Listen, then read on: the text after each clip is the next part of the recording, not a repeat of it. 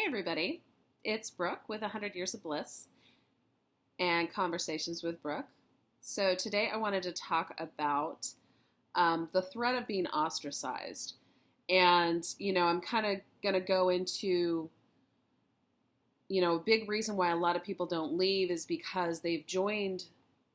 The reason why people don't leave, the reason why people join, but also this overall threat that you're going to lose everybody that you have known for a very long time. So when you join one of these environments, they embrace you like family. They bring you in and you feel like you're part of this special group. There is an underlying threat that if you break any of the codes, that you will be kicked out of this group and that nobody will be with you anymore, and they're also going to talk shit about you, and you have to be okay with that to save yourself. So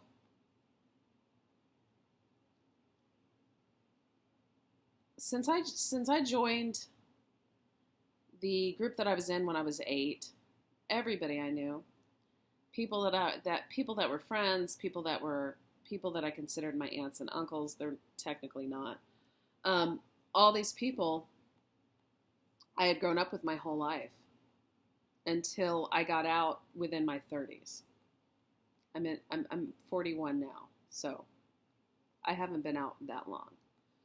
But other than some other people who also left, some I'm semi close with, and other than my family who also left, I literally lost everybody that I've known most of my life when I left. And that's really painful. And unfortunately, that's what it takes to save yourself, is that you have to be willing to let everybody go. And you have to be willing for them to, regardless of the circumstance, not have you in their life anymore and say horrible things about you. And there will be a lot of attacks when you leave. There was a lot of attacks against me, against different people in my family, against my children. And there was no holds barred. And you can go across the board to different well-known religious cults, and that is what they do. And it's this way of lashing out is to spread lies, spread rumors, and make you out to be the one that's dysfunctional and fucked up. And you probably will believe it to a degree, and it's not true. So one of the incidents that happened after I left is, there was a huge falling out between me and the daughter of the daughter of the ministers, and she had decided to befriend this woman who was our foster sister years and years and years ago. So my daughter gets her first job. My daughter is 15 years old, and she's working at a ice and ice cream store. So it's just one of those little corner markets. They sell ice, water. It was like a water and ice type of store, and they also sell ice cream. So she starts working there, and in the midst of all of this, this former foster sister finds out that she's working there and purposely goes in there to bully my daughter. So here is a almost 40-year-old woman walks into where my daughter works to fuck with her. A 15-year-old kid. And she confronts her while she's behind the counter. And she does this game with her, like, do you know who I am? And then and my daughter, God, I love that child. I love my kids, but My daughter was a much stronger, she's always been incredibly strong, and she doesn't take a shit from anybody. And I'm incredibly proud that I raised a kid that's as strong as she was, coming from as weak as I felt like I was over the years. So my daughter totally put her in her place and basically told her to go fuck herself and almost got fired for it. But it was absolutely amazing. And I wish I had been there because I would have literally punched the bitch. And there was, and she had no reason to go in there. She didn't buy anything. She just walked in there to harass my daughter. And then there was a lot of social media harassment. There was a lot of really shitty posting about stuff. There was all these different incidents that happened upon leaving. The lines started getting drawn.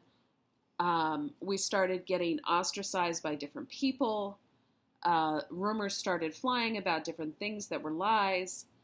And I realized that people that I thought were friends of mine decided that my relationship with them was not important enough to maintain. And even a while later, I tried to go back and salvage some of those relationships, and I realized that there was just too much of a gap between where I was going and where they were. Because if somebody's going to stay faithful to a bunch of ideas that you start realizing are untrue, it's very hard to maintain a relationship with them. And it's probably not going to happen. And unless people are going to open themselves up to what you see and the fact that you realize that you've been in a really dysfunctional environment, and the fact that you're acknowledging that all these different things went wrong, and the fact that you know that it's a cult, or you know that it's a very damaging religious environment, the moment that you begin talking about that and speaking about it, if people don't begin to see it with you, they're going to fight you. They will not be on your side. And they have been raised in a way that they're not allowed to be neutral. We were specifically raised that we were never allowed to not pick a side. We were told from a very young age, you cannot ride the fence on things. You are in or you are out. And that feeling of being ostracized and being kicked out of the environment, the family, the community, the church, that's what keeps a lot of people in. Because it's very painful to decide to cut ties with people when that's everything you've known most of your life. And to be true and honor yourself, it's about the only way to do it. And you're worth it.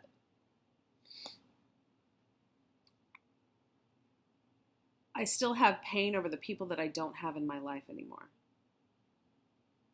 But I realize that where I'm at now, I can't be where I'm at now and continue to have them, because it's not an authentic relationship. Because I know I know so many things that I can't live with and live behind and support. And I am incredibly blessed to have amazing people in my life now. I have absolutely amazing people. I have amazing friends, and relationships that are much more functional, true, kind than I ever had. And everybody deserves to have those kind of relationships. Everybody deserves to have people in their life that are cheering for you to be the best fucking version of who you're supposed to be. And I guarantee you, in that environment, you didn't have that. People were not cheering you on to be the best version of yourself. They were controlling you and trying to belittle you and keep you keep you in a place that you were not going to grow and you were never going to thrive as a human being and you were never going to do more for other people.